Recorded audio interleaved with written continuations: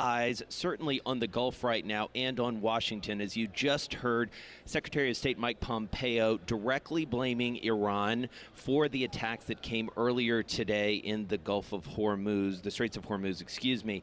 And we want to understand what the implications of all of this are. For that, we have David Marino, Oil Trading America's team leader. He's on the phone in New York City. And Katie Bays, energy analyst and co-founder of Sandhill Strategy. She joins us on the phone from Washington. David, I want to start with you. Help us understand where we are and just to recap sort of what exactly we're talking about here and put it in context for some other recent events. Okay, well, there were two attacks overnight, and two ships were attacked, and they came a few weeks after two others had been attacked, and the Houthi rebels had attacked a Saudi oil pipeline. And so now the U.S. has pointed the finger at Iran as behind these latest attacks. The oil market had been starting to pull back from after the initial news, but now that Iran has been fingered as the culprit, oil prices have bounced about another 50 cents a barrel. I want to talk a little bit more about the incident in just a moment, but let's talk a little bit more about the trade that we're seeing. Katie, we did see WTI crude. We did see it rally up about 4.5%. We're still higher, but we've halved about that gain. I think we're up a little bit more than 2% here. What are we seeing in the energy markets? What are you hearing from traders, investors within that market? Right. Yeah. Thank you so much. So the move in oil this morning struck me a little bit as a relief rally. I think the course of the last month, the last 30 days, of course, has been pretty brutal for energy markets. And I think a little bit of a reminder that, in fact, tensions in the Middle East are not improving, but are worsening, and that the administration has the ability to kind of use these situations as another way of pointing the finger at Iran and pointing out Iran as a bad actor in the Middle East. Whether or not Iran is really responsible, of course, the administration is using that as an opportunity. And so for the market to see and be reminded and have intention refocused around that instability, I think was temporarily positive or bullish for crude. However, I think most investors, certainly investors in the upstream space, recognize that the fundamentals in the market, the volume of crude coming out of the U.S. and concerns about demand growth around trade tensions, those problems aren't going away. So I think it's difficult for this one event to really trigger a significant rally in crude. So, Katie, just staying with you for a second, I mean, obviously this is not a bilateral issue in any way, shape, or form.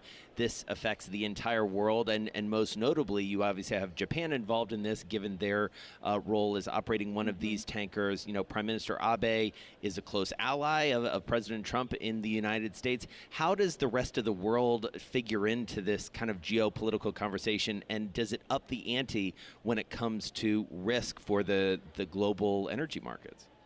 Yeah, absolutely. And Prime Minister Abe being in Tehran at the time, right? So really refocusing and the significance of the Strait of Hormuz on crude oil and energy trade into Asia. I mean, those are all really important dynamics here. I think that in some ways what this does is it even further draws Asia into what is really a disagreement between the U.S. government, the Trump administration, and Iran, really, in the Middle East broadly, in terms of how we interact with OPEC as well. So, David, I'm just thinking about coverage that you guys are doing with your team. I mean, how do you see this? Is this just now another, tensions have certainly been there between the U.S. and Iran, but is it now a new heightened battleground, if you will, and and add it to the list of kind of global macro concerns that we have out there? You can certainly add that to the list. It kind of moves to the top of the list. But as Katie was saying, the fundamentals of the market are still really weighing on prices. And, the fact that U.S. production has risen so high, so fast over the past decade, that imports from OPEC were at a 3-decade low as of March. So there's much less impact of these of these conflicts or of this tension on the oil market. And we've already, the prices have already dropped back to where they were from before Secretary of State's said that Iran had been responsible for these. So it's taking, there's a very limited reaction after the initial headlines. It's almost as if traders are seeing a way to sell into any kind of rally.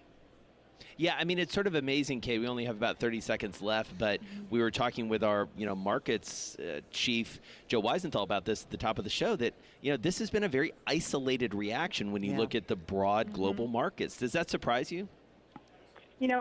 David, I'm sure you would agree with this. I feel like I keep coming back to the same realization that I think we had when we really understood the magnitude of the shale boom, which was that the geopolitical risk premium in the oil market is just gone.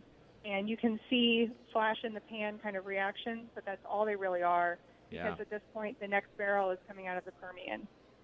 Yeah, it is amazing. And I'm so glad you brought that up, David, because you're right. Over the past few years, we really have seen a market shift in terms of the supply game here.